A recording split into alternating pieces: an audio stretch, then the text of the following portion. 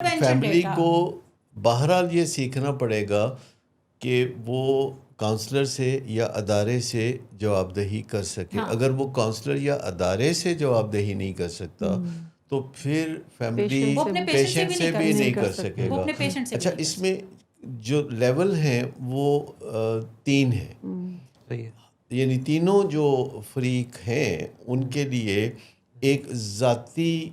حساب کتاب ہے یا خود احتسابی ہے جس کو ہم کہتے ہیں، یہ پہلا لیول ہے. پھر یہ کہ تینوں فریق جو ہیں ان میں سے 2 فریق جب بھی بیٹھیں گے تو وہ ایک دوسرے کے ساتھ حساب کریں گے، اور پھر ایک لیول ہے کہ تینوں فریق جب اکٹھے بیٹھیں گے تو وہ حساب کتاب کریں گے. اور ہمارے ہاں وہ ایک بڑا فورم بھی ہے جس میں تمام پیشنٹس، تمام فیملیز اور تمام پروفیشنل بیٹھتے ہیں، جو کہ ہفتے میں 3 دفعہ ہے. اچھا، یہ بہت انوکھا لگتا ہے کیونکہ جب آپ کام ایک بہت ریگولر ردم میں کر رہے ہوتے ہیں اور 10 سال سے کر رہے ہوتے ہیں تو آپ کو بہت آسان لگنے لگتا ہے. جیسے ہم ہفتے میں 3 دفعہ تقریباً کوئی 250 لوگ، جس میں پیشنٹس، ان کے فیملی ممبرز اور سارے پروفیشنلز ہوتے ہیں، تو وہ بات کر رہے ہوتے ہیں بہت ہی پرامن ماحول میں، اور وہ ساری بات چیت جو ہوتی ہے وہ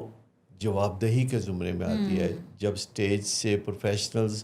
جواب دہی کر رہے ہوتے ہیں اور آڈینس میں سے پیشنٹس اور ان کے فیملی ممبر جواب دہی کر رہے ہوتے ہیں، تو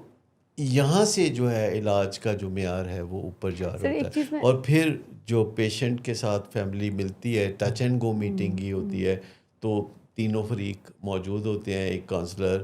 ایک ماں باپ اور ایک پیشنٹ جو کہ کل ہی آیا ہے، تو ان کے درمیان بھی ایک ٹرائنگولر جواب دہی چل رہی ہوتی ہے. جب جواب دہی کا معاملہ آتا ہے تو ہمیں چند چیزوں کا خیال رکھنا ہوتا ہے، جیسے کہ ایک غیر مشروط احترام اپنے کلائنٹ کا یا اپنے پروفیشنل کا جس کو آپ نے کام سونپا ہے، یا اپنے لوڈ ون کا جس کا نشے کی بیماری کا مسئلہ ہے. تو غیر مشروط جو احترام اور پیار ہے یا جو بھی رشتے کی نزاکت ہے اس کو دیکھنا بہت امپورٹنٹ ہے. دوسری بات ہے کہ جواب دہی سے قیامت نہیں آئے گی اگر آپ دفاعیت میں نہیں جائیں گے. اگر آپ کی اپنی عزت نفس بہتر ہو رہی ہے تو جواب دہی سے یہ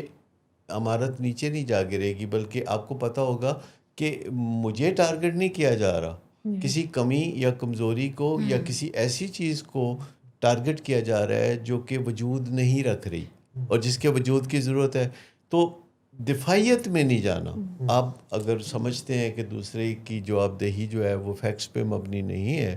تو آپ ایک دفعہ